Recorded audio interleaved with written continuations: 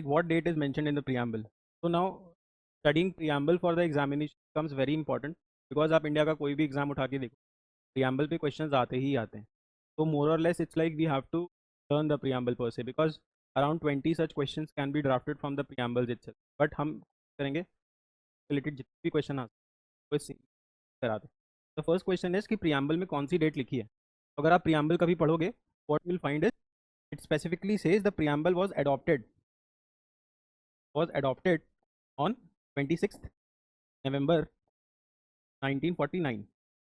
The reason why 26th November is celebrated as constitutional or law day in India, right? But हुआ क्या था? Like 26 January 1930 में क्या होता है? कांग्रेस का एनुअल सेशन होता है. तो प्रिसाइड कर रहे थे Jawaharlal Nehru ji, right? Like this session took place in Lahore. तो यहाँ पे कांग्रेस ने अपना एक ऑफिशियल डिमांड रखा कि now they wanted complete independence. इससे पहले क्या होता था? The Indians were asking for a dominion status.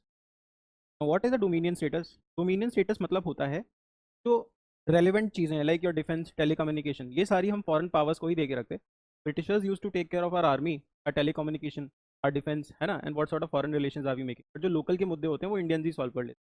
But 26 January 1930 को कांग्रेस अपने एनुअल सेशंस में which was presided by Jawaharlal Nehru ji said that now it wants complete independence. And now when you will translate this in Hindi it becomes Purna Swaraj. The demand for Purna Swaraj. Swaraj means self rule and Purna means complete. Purna means complete self rule, right? इस date के significance को बचाने के लिए Nehru ji requested everyone that the constitution should be enacted and enforced. मतलब enforce constitution, कुछ provision देखो 26 नवंबर को ही इन्फोर्स हो गए थे, बट हमारे एग्जाम के लिए इतना हमें याद नहीं करना है. You just have to remember the constitution was enforced. लागू कब कराया गया? It was on 26 January 1930 to mark the significance of this day, right? तो प्रियम्बल में क्या लिखा हुआ है? 26 नवंबर 1949. 26 जनवरी को हमने इसको इनैक्ट कर दिया, अडॉप्ट किया 26 नवंबर को.